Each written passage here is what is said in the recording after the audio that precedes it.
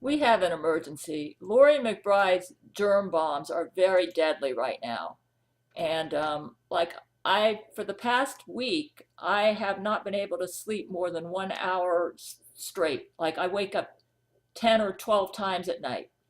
And I feel like I have to pee all the time. At first, I thought it was because my Gail shield was strained, but I now realize that I probably have a yeast meningitis infection caused by these germ bombs that Loree's dropping over my head.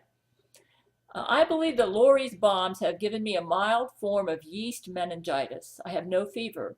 But you tend not to get a fever with the bioengineered yeast created by evil Jesuits. She puts these germs in the bombs that are dropping over your head. Good news is there's a cure.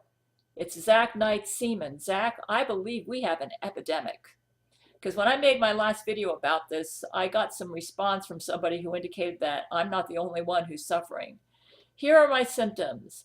Insomnia in the form of sleeping and waking in 1, 2.5 hour spurts throughout the night.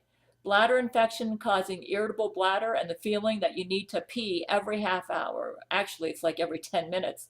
This also keeps you up at night because you feel like you need to live on the toilet to pee 24/7. Mild hot flashes during sleep, especially in the last couple hours of intermittent sleep and wakefulness. Like if I hit the sack at 8, even though I wake up all the time, but go back to sleep, by around 3 or 4 in the morning, I start feeling like I'm really hot, like I need to turn on the AC really high. I don't know why. I've noticed that's one of my symptoms. So mild hot flashes during sleep, especially in the last couple hours of intermittent sleep and wakefulness, and increased inability to concentrate. That's the reason I'm reading from a script, because if I don't, my mind's going to go off. And Loree's brain control causes memory lapses. Thinking processes feel scattered and distracted, and the thinking processes get confused and disoriented. The bowels feel irritated and gassy, and you feel slightly nauseous because of this. Sometimes the abdomen swells out like you're pregnant because of the gassiness and abdominal irritation. So you get a lot of gassiness and bloating in the bowels. I don't have diarrhea, though my stool is soft when I'm feeling worse. I sometimes get hot red patches on certain parts of my skin. I feel a bit lethargic and otherworldly even when I get 7 hours of intermittent sleep. And this might be because the sleep quality is poor due to constantly waking up because of the infection. Coughing because of inhaling the germ, which irritates the respiratory system. Also, you get a headache when Loree is dropping the germ bombs over your head, and you feel nauseous and gassy at the same time. Once you become infected, you begin to feel lethargic and tired. Zach, you and the nanotechnology research team need to come up with an injection to give to the population your semen, which goes directly into the bloodstream so that your semen can reach nervous tissue. It may also be necessary to come up with an aerosol version of your semen, which people can inhale, since the infection is usually started airborne. You catch it by breathing in the germs from her bombs. Also, people need to be able to drink or ingest your semen.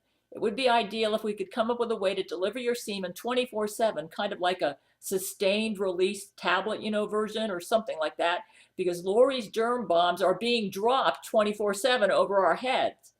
All people who are currently infected get a glass or bottle of water and lay it aside and drink some water every hour. Hopefully, Zach may be able to put some of his semen into your drinking water to help you.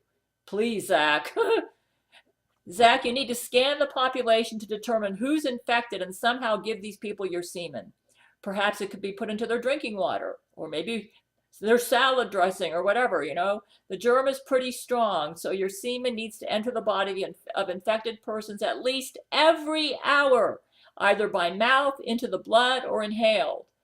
Once your semen enters the body, our computer satellite physicians need to use our satellite technology to direct the semen to go to the infected parts of the body and help the semen to reach its desired destination and kill the infection.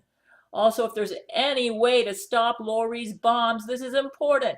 Perhaps we can drop bombs to counter the germ damage sustained by her bombs. Maybe drop yeast killer bombs everywhere where her bombs are detected.